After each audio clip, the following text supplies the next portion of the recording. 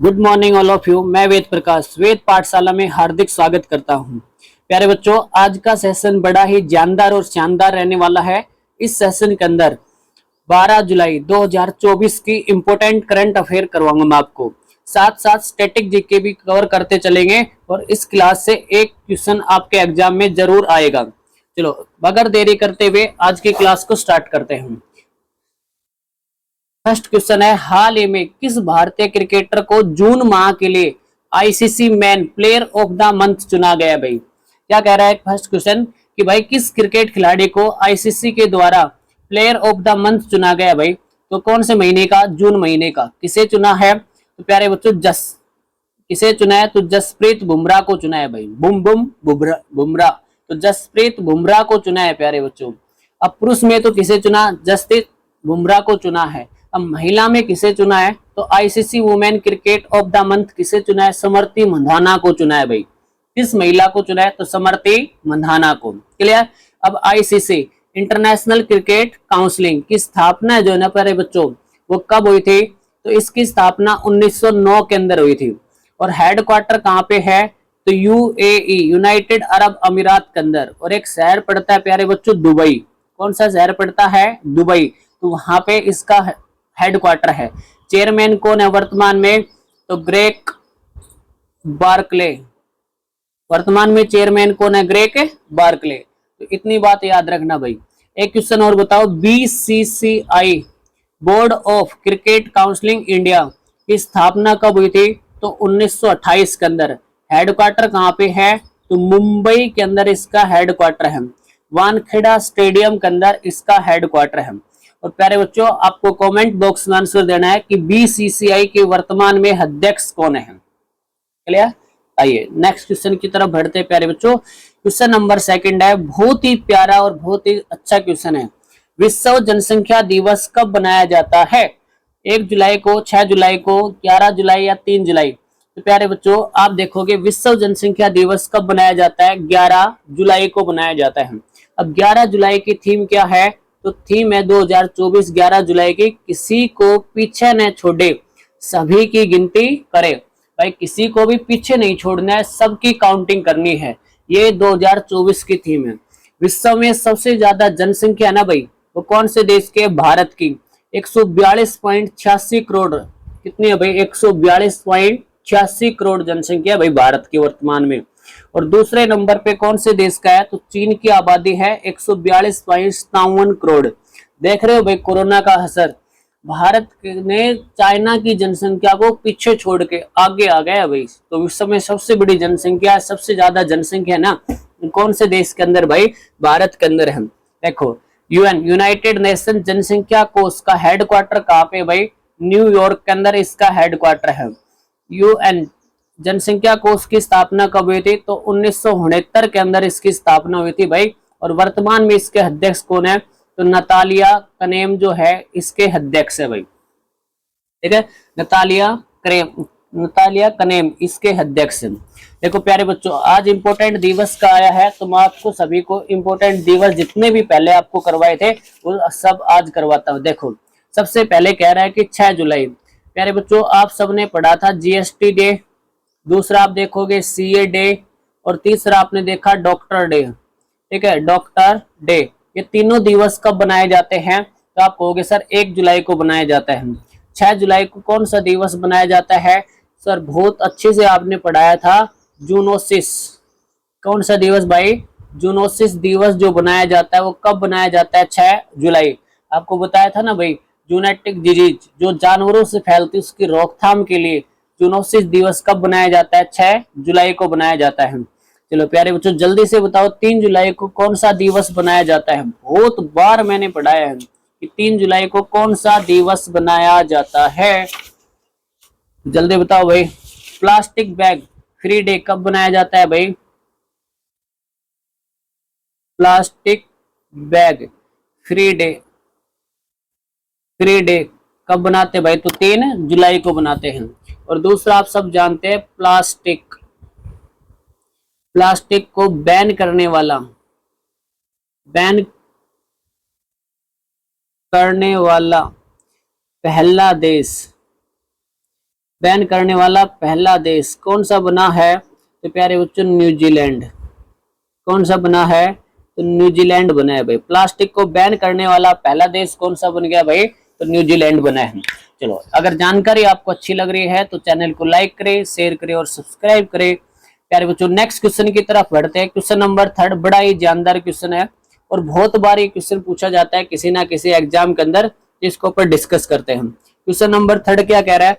हाल ही में किसी राष्ट्रीय क्षय रोग उन्मूलन कार्य के लिए प्रमुख सलाहकार नियुक्त किया गया। भाई क्षय रोग क्या होता है? जैसे टीबी है, इसको क्षय रोग बोल सकते हैं, यक्ष्मा बोल सकते हैं, है ना भाई, तपेदिक बोल सकते हैं।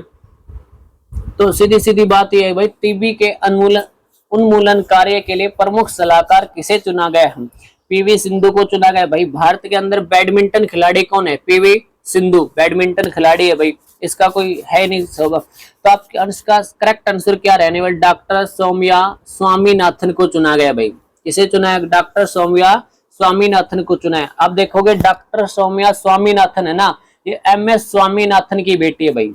आप सब जानते होंगे MS स्वामीनाथन, MS स्वामीनाथन की भाई बेटी है, डॉटर है भाई ये, ठीक है। और ये देखोगे इसे किसके लिए चुना गया है? तो क्षय रोग उन्मूलन सलाहकार के लिए चुना गया है।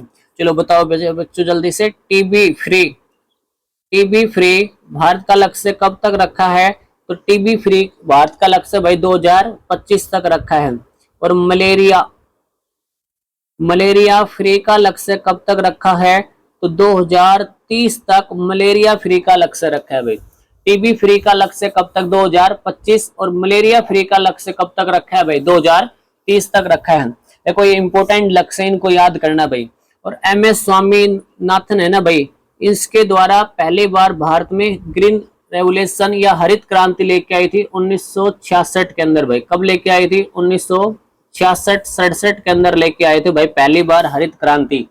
और भारत में सबसे ज्यादा हरित क्रांति जो सक्सेस रही थी वो भाई उत्तर पूर्व क्षेत्र के अंदर रही थी भाई।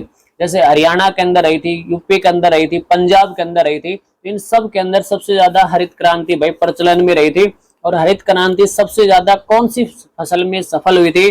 तो प्यारे बच्चों चावल के अंदर सबसे ज्यादा, और उसके बाद गेहूं और चावल में सबसे ज्यादा सक्सेस हुई थी भाई हरित क्रांति।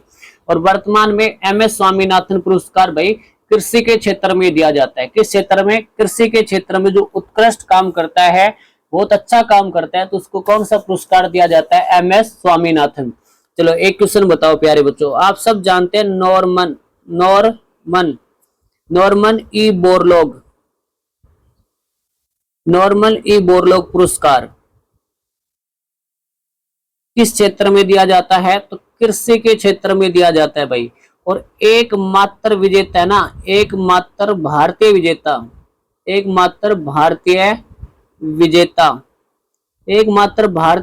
कौन है भाई? तो एकमात्र भारतीय विजेता है ना भाई, वो है MS स्वामीनाथन। ठीक है भाई, कौन है? MS स्वामीनाथन इसके विजेता है भाई। क्लियर? चलो नेक्स्ट क्वेश्चन की तरफ डिस्कस करते हैं प्यारे बच्चों। क्वेश्चन नंबर 4 बड़ा ही इंपॉर्टेंट क्वेश्चन रहने वाला है भाई। 4 नंबर क्वेश्चन है, देखो क्या कह रहा है। हाल ही में पोलराइज डाउन मिशन किसके द्वारा लॉन्च करने की घोषणा की है? देखो प्यारे बच्चों, हाल ही में पोलराइज डाउन मिशन किसके द्वारा लॉन्च करने की घोषणा की है? तो आप देखोगे SpaceX के द्वारा इसे लॉन्च करने की घोषणा की है। क्लियर? और SpaceX कौन से देश की कंपनी है? तो अमेरिका की प्राइवेट कंपनी है भाई। अमेरिका की क्या है? प्राइवेट कंपनी है। अब देखो भाई ये क्या कह रहा है, SpaceX Polaris Dawn mission first commercial space walk. तो आप देखोगे इस मिशन के तहत भाई 4 व्यक्ति है ना, 4 मैन या 4 आदमी इस मिशन के तहत भाई अंतरिक्ष में जा सकते हैं, वहां पे भ्रमण कर सकते हैं, वॉक वगैरह कर सकते हैं। तो पोलराइज डाउन मिशन जो है ना वो किसने लॉन्च किया है? तो प्यारे बच्चे क्या है, अमेरिका की एक कंपनी है SpaceX, उसके द्वारा लॉन्च किया है। और इस मिशन के तहत अंतरिक्ष में जाएंगे और वहां पे भाई चीजों के बारे में रिसर्च वगैरह करेंगे। तो आइए थोड़ी थोड़ी जानकारी देता हूं भाई अंतरिक्ष के बारे में, क्या नए क्वेश्चन बने हैं तो सारे एक साथ मैंने लिख दिए भाई। भारत का पहला सूर्य मिशन कौन सा है भाई? तो आदित्य L1 है ना, ये भारत का पहला सूर्य मिशन है भाई। स्पेस मिशन किसने लॉन्च किया है? तो नासा के द्वारा लॉन्च किया गया भाई। स्पेस मिशन किसके द्वारा लॉन्च किया गया है भाई? तो नासा के द्वारा लॉन्च किया गया। क्लियर। उसके बाद देखोगे चंद्रमा के सुंदर हिस्से से चट्टाने यानी सैंपल लाने वाला पहला देश कौन सा बना है? चीन बना है भाई। मैंने आपको पढ़ाया था कि चंद्रमा के अंधेरे हिस्से से मिट्टी लेके आने वाला पहला देश कौन सा बना है? तो चाइना बना है भाई। चीन ने चेंज 7 मिशन हाइड्रोसेप्टिकल कैमरा बनाने के लिए 2 देश शामिल हुए भाई, एक तो मिस्र और दूसरा कौन सा? बहरीन। चेंज 7 मिशन है ना चंद्रमा के भाई ऊपर चाइना 2026 में भेजेगा। कब भेजेगा? 2026 में। और इस मिशन के अंदर 2 हाई क्वालिटी के कैमरे लगाए जाएंगे, वहां की विजुअलिटी बहुत अच्छे से चेक की जाएगी। तो उन कैमरों को बनाने के लिए 2 देशों का सहयोग, 2 देश शामिल हुए भाई चाइना के साथ, एक तो मिस्र शामिल हुआ है और दूसरा कौन सा? बहरीन शामिल हुआ है। और आप देखोगे चंद्रमा के सुंदर हिस्से की चट्टाने लाने वाला जो मिशन है ना वो कौन सा था? तो प्यारे बच्चों चेंज 6 मिशन के तहत, और ये कब छोड़ा गया था? तो 2024 में लेके आए भाई। क्लियर। और ये चेंज 7 2026 के अंदर जाएगा भाई। मंगल ग्रह पर 3 क्रेटरों के नाम, मंगल ग्रह के 3 क्रेटरों के नाम भारत के नाम पर रखे गए भाई। एक तो रखा है भाई देव नंदरलाल मूसर शहर के और हिलसा शहर पे भाई। इन हिलसा कहाँ पड़ता है? तो बिहार में। मुनसर शहर कहाँ पड़ता है? तो यूपी के अंदर पड़ता है। और देव नंदरलाल ये आप सब जानते भाई। इन तीनों शहरों के नाम के ऊपर मंगल ग्रह के 3 क्रेटरों का नाम रखा है भाई। क्लियर। इसरो ने अपने जीसैट 20 उपग्रह को स्पेस एक्स के लिए फाल्कन 9 लॉन्च करेगा भाई। देखो इसरो है ना इंडियन स्पेस रिसर्च ऑर्गेनाइजेशन अपने जीसैट 20 उपग्रह को स्पेस एक्स एवं फाल्कन 9 के साथ लॉन्च करेगा। भारत जो है ना भाई, इसरो जो कंपनी है इंडियन स्पेस रिसर्च ऑर्गेनाइजेशन, इसके द्वारा एक मिशन छोड़ा जा रहा है, उपग्रह छोड़ा जा रहा है जिसको जीसैट 20 का है भाई। ये किसके साथ, किस व्हीकल के साथ छोड़ेगा? तो फाल्कन 9 व्हीकल से लॉन्च करेगा भाई। और ये किसका है? तो स्पेस एक्स कंपनी का है।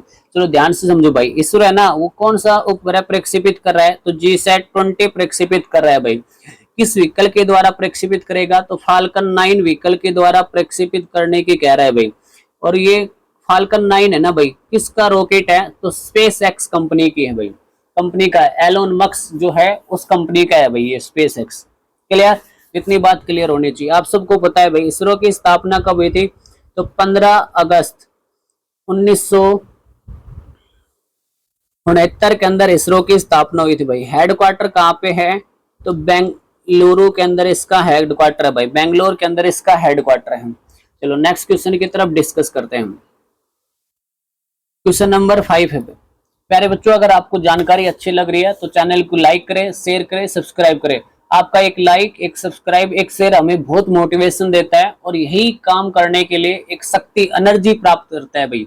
मैं पूरी ऊर्जा के साथ आपके लिए वीडियो बनाऊं, कंटिन्यू बनाऊं, इसके लिए आप चैनल को लाइक करते रहे, शेयर करते रहे और सब्सक्राइब करते रहे भाई। ज्यादा तो नहीं, आप एक बच्चा तो शेयर कर सकता है भाई, तो एक बच्चे को आप प्लीज शेयर करें भाई, जरूर शेयर करें। तो इससे क्या है कि मेरा भी मोटिवेशन होगा और भाई थोड़ा अच्छा लगेगा मुझे भी कि हाँ पढ़ाया हुआ कंटेंट बच्चों को बहुत अच्छा लग रहा है, मुझे सपोर्ट मिल रहा है। क्वेश्चन नंबर 5 डिस्कस करते हैं प्यारे बच्चों। हाल ही में किस देश में माउंट एटना और स्ट्राम्बोली ज्वालामुखी में विस्फोट हुआ है? देखो प्यारे बच्चों बहुत बार क्वेश्चन डाला जाता है, माउंट एटना जो ज्वालामुखी है ना ये कौन से द्वीप के ऊपर है?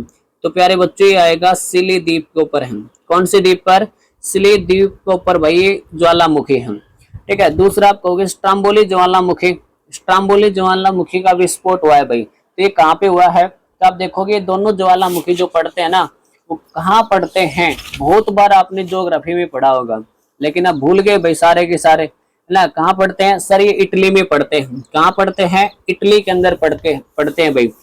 उसके बाद देखोगे स्ट्राम्बोली ज्वालामुखी, भूमध्य सागर का प्रकाश स्तंभ किसे कहा जाता है? स्ट्राम्बोली ज्वालामुखी को कहा जाता है भाई, क्योंकि ये कहाँ पे उपस्थित है?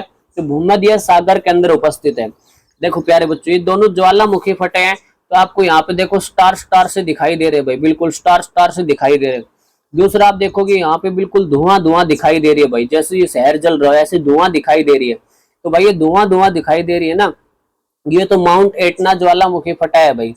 और जो भाई स्टार स्टार से आंख के फायर से दिखाई दे रहे हैं ना, वो कौन सा स्ट्राम्बोली ज्वालामुखी फटा है। जब ये फटता है तो पूरी तरफ स्टार स्टार हो जाता है भाई, एकदम हाई रोशनी हो जाती है भाई।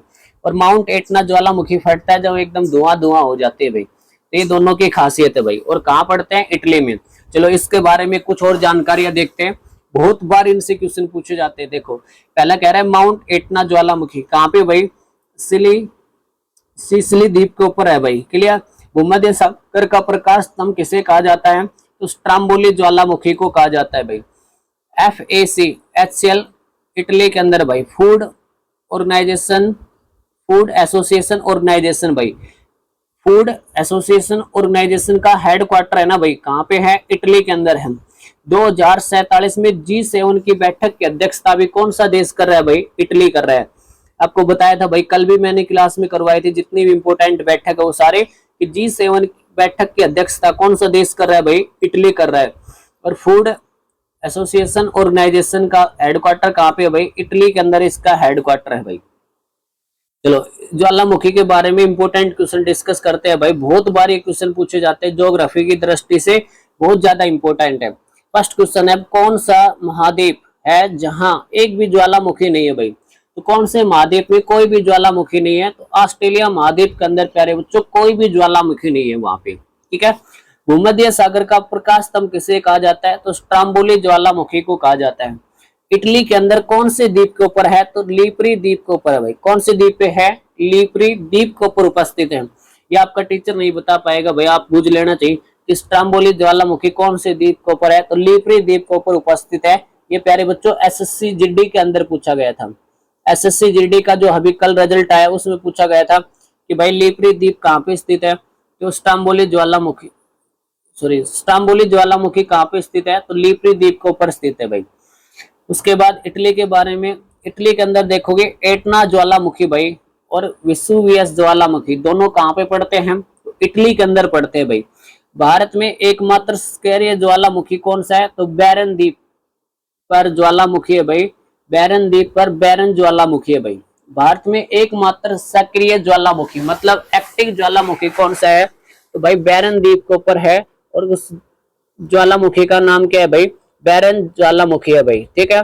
और कहाँ पड़ता है, अंडमान निकोबार में पड़ता है भाई। कहाँ पड़ता है, अंडमान निकोबार के अंदर पड़ता है भाई। किलायू ज्वालामुखी और भाई मोना लोआ ज्वालामुखी कहाँ पे, किलायू और मोना लोआ ज्वालामुखी कहाँ पे पड़ता है भाई, अमेरिका में पड़ता है। कौन से द्वीप के ऊपर, तो हवाई द्वीप के ऊपर पड़ता है भाई। नेक्स्ट है भाई कोकाटोआ, एमटी रेपामी, एमटी सिनाबाग, सेमरू ज्वालामुखी भाई। ये चारों ज्वालामुखी कहाँ पे है, तो इंडोनेशिया के अंदर पड़ते हैं भाई। ज्वालामुखी में सबसे ज्यादा कौन सी गैस निकलती है, तो प्यारे बच्चों वाटर वेपर, जल वाष्प सबसे ज्यादा ज्वालामुखी से निकलते हैं भाई।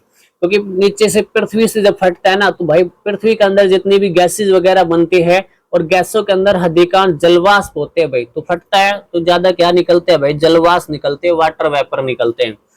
रिंग ऑफ द फायर किस महासागर में स्थित है, तो प्रशांत महासागर में स्थित है भाई। रिंग ऑफ है फायर। पृथ्वी की सुरक्षा का वॉल किसे कहा जाता है, तो प्यारे बच्चों ज्वालामुखी को कहा जाता है। पृथ्वी का सुरक्षा वाल किसे कहा जाता है, तो प्यारे बच्चों ज्वालामुखी को परीक्षा का वाल कहा जाता है। देखो जितने भी वोल्केनो से ज्वालामुखी से इंपोर्टेंट क्वेश्चन थे वो सारे मैंने आपको एक साथ करवा दिए हैं, तो अच्छे से इनको नोट कर लो और अच्छे से इनको याद करना भाई।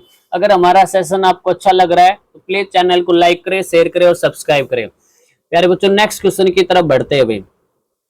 अगला क्वेश्चन है क्वेश्चन नंबर 6, बड़ा ही शानदार क्वेश्चन है प्यारे बच्चों, इसके बारे में और जानकारियां देखेंगे। देखो प्यारे बच्चों क्वेश्चन क्या कह रहा है, हाल ही में आरबीआई ने उत्कृष्ट स्मॉल फाइनेंस बैंक के एमडी और सीईओ के रूप में किसे नियुक्त किया है, तो प्यारे बच्चों किसे नियुक्त किया है, तो गोविंद सिंह को नियुक्त किया है भाई। किसे नियुक्त किया है, गोविंद सिंह। आप सब जानते हैं कि भाई उत्कृष्ट स्मॉल फाइनेंस बैंक है ना, उसके भाई एमडी और सीईओ किसे नियुक्त किया है, तो गोविंद सिंह को लॉन्च किया है भाई। देखो ये आपको गोविंद सिंह की फोटो दिखाई दे रहा है और कह रहा है mister Govind Singh MD CEO उत्कृष्ट स्मॉल फाइनेंस बैंक भाई। क्लियर, तो इतनी बात आपको क्लियर होनी चाहिए। चलो प्यारे बच्चों नेक्स्ट क्वेश्चन की तरफ डिस्कस करते हैं। क्वेश्चन नंबर 7 है, क्या कह रहे हैं, हाल ही में राष्ट्रीय मत्स्य किसान दिवस कब मनाया जाता है? 10 जुलाई, 11 जुलाई, 9 जुलाई, 8 जुलाई। तो प्यारे बच्चों, मत्स्य किसान दिवस, इसका मुख्य उद्देश्य होता है मछली पालन को बढ़ावा देना। और मत्स्य किसान दिवस कब बनाया जाता है? तो 10 जुलाई को बनाया जाता है। मत्स्य, मछलियों के बारे में अध्ययन जो किया जाता है वो किसमें किया जाता है प्यारे बच्चों? तो आप कहोगे सर पीसी कल्चर में करते हैं। किसमें करते भाई? पीसी कल्चर के अंदर करते हैं। 10 जुलाई आप देखोगे ग्लोबल एनर्जी इंडिपेंडेंस डे बनाया जाता है भाई। और कौन सा दिवस बनाया जाता है? ग्लोबल एनर्जी इंडिपेंडेंस डे कब बनाते हैं भाई? 10 जुलाई को बनाते हैं। World fisher day, world fisher day कब बनाया जाता है? तो 21 नवंबर को वर्ल्ड फिशर डे मनाया जाता है भाई। ठीक है, वर्ल्ड फिशर डे कब बनाया जाता है? तो 21 नवंबर को वर्ल्ड फिशर डे बनाया जाता है भाई। क्लियर। नेक्स्ट क्वेश्चन देखते हैं प्यारे बच्चों, क्वेश्चन नंबर 8 बड़ा ही जानदार क्वेश्चन रहने वाला है। हाल ही में टाटा पावर ने हर घर सोलर योजना कहां शुरू की गई? तो प्यारे बच्चों, टाटा पावर के द्वारा हर घर सोलर योजना उत्तर प्रदेश में शुरू की गई है। और आप देखोगे सोलर एनर्जी को बढ़ावा देने के लिए इसका मुख्य उद्देश्य है। क्लियर। आप देखोगे सोलर सेल, सोलर सेल जो होते हैं इसका निर्माण किसके द्वारा किया जाता है? तो प्यारे बच्चों, इसका निर्माण सीजीएम के द्वारा किया जाता है भाई। ठीक है। और आप इसमें देखोगे सिलिकॉन का भी उपयोग किया जाता है। ठीक है, सिलिकॉन का भी उपयोग किया जाता है। आपको कमेंट बॉक्स में बनाया भाई बताना है इंटरनेशनल सोलर अलायंस का, इंटरनेशनल सोलर अलायंस का 100वां सदस्य देश कौन सा बना है भाई? 100वां मेंबर कौन सा बना है? इंटरनेशनल सोलर अलायंस का हेडक्वार्टर कहाँ पे है? तो प्यारे बच्चों, गुरुग्राम के अंदर इसका हेडक्वार्टर है। ठीक है, कहाँ पे है भाई? गुरुग्राम में। स्थापना कब हुई थी? तो प्यारे बच्चों 2015 में स्थापना हुई थी। सिर्फ 2 देशों ने मिलकर की थी, भारत और फ्रांस के द्वारा। देखो, इससे अपने को एक सीख लगती है, कभी भी आपको बड़ा काम करना होता है या कहीं भी चलना होता है तो आपको अकेले ही चलना होता है भाई। कोई आपका साथ देने वाला, कोई सहारा देने वाला साथ नहीं होता है। जब भारत और फ्रांस दोनों ने मिलकर भाई इंटरनेशनल सोलर अलायंस की स्थापना की थी, जब भारत के साथ कोई भी नहीं था। और आज इस संगठन के अंदर कितने देश शामिल हो गए भाई? तो 100 देश शामिल हो चुके हैं। देखो, टाटा पावर है ना, इसके बारे में देखते हैं भाई। टाटा पावर की स्थापना कब हुई थी? 1989 के अंदर इसकी स्थापना हुई थी। और हेडक्वार्टर कहाँ पे है? तो प्यारे बच्चों, नोएडा के अंदर इसका हेडक्वार्टर है। ठीक है, यूपी में पड़ता है भाई नोएडा, वहां पे इसका हेडक्वार्टर है।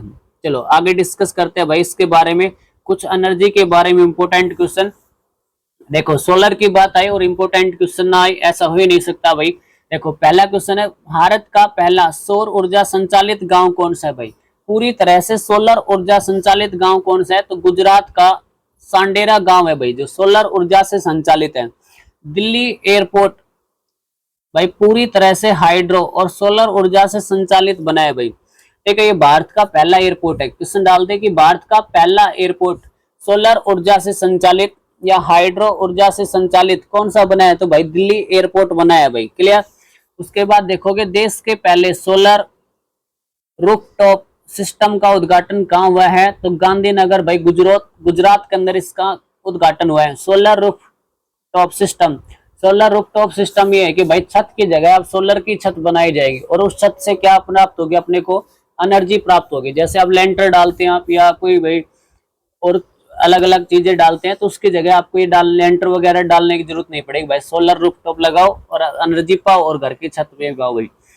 दुनिया का सबसे बड़ा फ्लोटिंग सोलर पावर प्लांट कहाँ बनेगा भाई? मध्य प्रदेश के खंडवा जिले में स्थापित किया जाएगा और नर्मदा नदी पर ओंकारेश्वर बांध पर ये बनेगा भाई। ठीक है, दुनिया का सबसे बड़ा फ्लोटिंग का मतलब होता है तैरता हुआ, जो सोलर सिस्टम लगाया जाएगा वो भाई मध्य प्रदेश में लगाया जाएगा और खंडवा जिले के अंदर नर्मदा नदी के ऊपर एक बांध है भाई, ओंकारेश्वर बांध, वहां पे लगाया जाएगा भाई।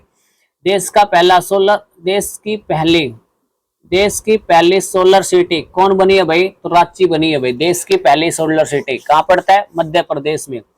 दिव दिन के दौरान पूरी तरह से सौर ऊर्जा चलने वाला भारत का पहला शहर कौन सा बना है भाई? जल्दी बताओ। उसके बाद नेक्स्ट क्वेश्चन, भारत की पहले ग्रीन सोलर पावर फैक्ट्री भाई कहाँ बनेगी भाई? Green solar power factory Uttarakhand के अंदर बनेगी भाई, ल्यूमिनस पावर टेक्नोलॉजी के द्वारा भाई। किसके द्वारा? ल्यूमिनस पावर टेक्नोलॉजी के द्वारा बनाई जाएगी भाई। भारत का पहला सोलर साइकिल ट्रैक कहाँ बना है? तो हैदराबाद के अंदर बना है भाई। और कितने लंबा किलोमीटर है? तो 1.23 किलोमीटर लंबा है भाई। क्लियर। तो आज की जानकारी आपको कैसी लगी? अगर वीडियो अच्छी लगी है तो चैनल को लाइक करें, शेयर करें और सब्सक्राइब करें। हंसते रहे मुस्कुराते रहे दोनों, हंसते रहे मुस्कुराते रहे, रोजाना क्लास लेते रहे। चलो आज के इम्पोर्टेंट क्लास के सेशन को यहीं पे खत्म करते हैं, कल मिलते हैं। Have a nice